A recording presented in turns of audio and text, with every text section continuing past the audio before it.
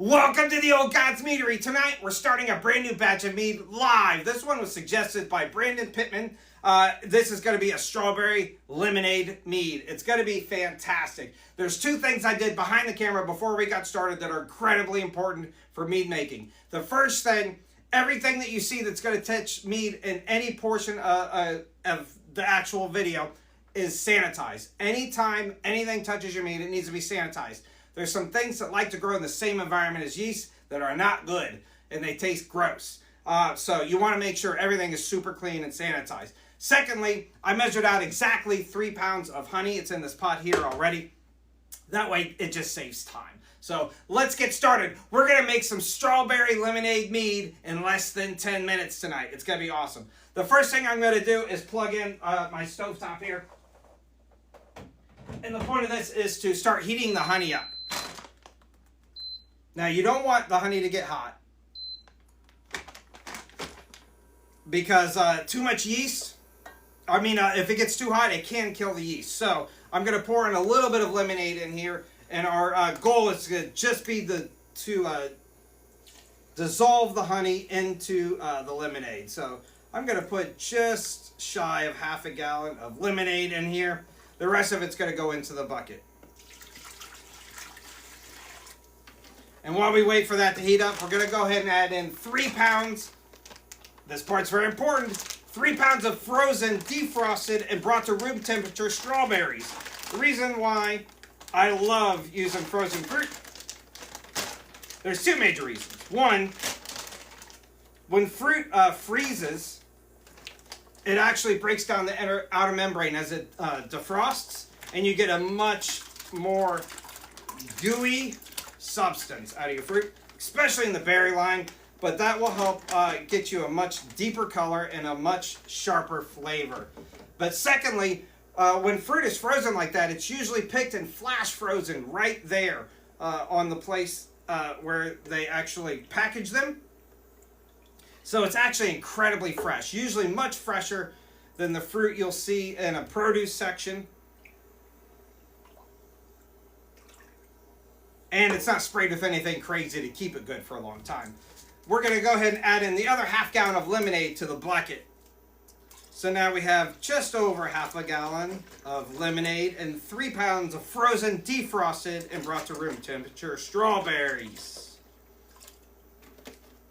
It smells wonderful. It smells like strawberry lemonade already.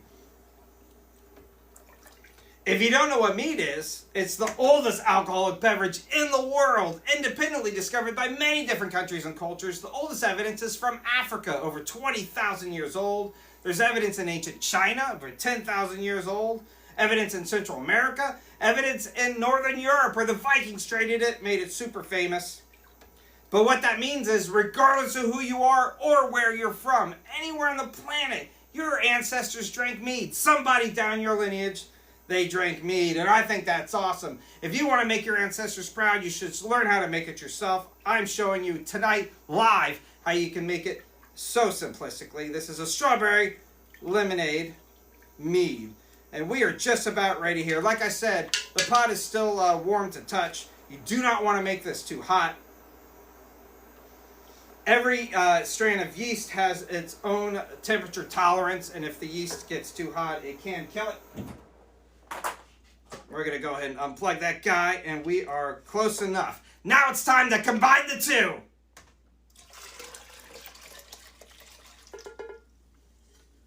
Oh, now you're getting the honey smell. It is fantastic. Center this for you guys. All right, I'm using EC1118 yeast tonight. This will produce usually a drier mead, but with all the sweetness in there, I'm not worried about it. This is a champagne strain of yeast. We're going to use about half a packet. These packets are about 5 grams. You want to use about half of it, 2.5 grams. It doesn't hurt to use more than that. As you see, I didn't measure it. And then about half a teaspoon of yeast nutrient. This kind of helps make the environment nice and sturdy for that yeast.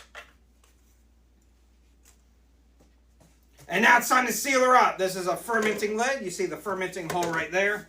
We are going to seal this guy onto our bucket.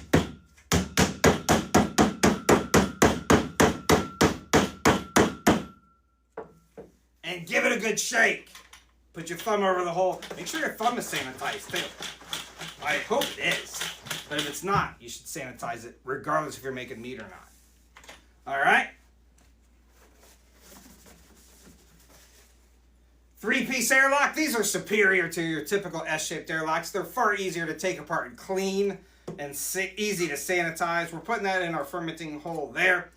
That little centerpiece goes over the cap, and I'm going to fill this about halfway full of water. This little cap goes on there so nothing crazy can get inside. And now the yeast will start doing its job. Within the first day or so, the yeast will reproduce enough that it'll start eating the sugars in the lemonade, strawberries, and honey, and start producing two things: carbon dioxide, which will come out the airlock, go under the water and out into the atmosphere, and alcohol, which we'll capture in this bucket.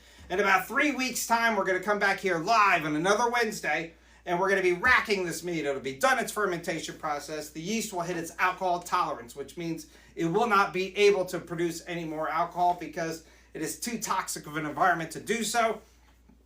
And at that stage, we will transfer this over to a 1-gallon glass carbide where it'll sit for about 3 months until it clarifies, and then we'll bottle it and drink it together. It's going to be awesome. Again, thank you so much, Brandon Pittman, for this amazing idea. I can't wait to see how this turns out. And thank you, everybody else, for letting me be here tonight. I am your mead dummy. Give me a follow every Saturday. I come out with a brand new batch of mead, always brand new. I don't miss Saturdays, and I don't replicate recipes. Your Valentine's Day mead comes out this Saturday in just a few days. Come back and watch it and tell me what you think in the comments of that video. The recipe will be free in the description. So all you have to do is buy your own equipment and ingredients, and you can start doing this your own. Thank you so much for watching. I will see you next time. Skål! Thank you so much for letting me be here.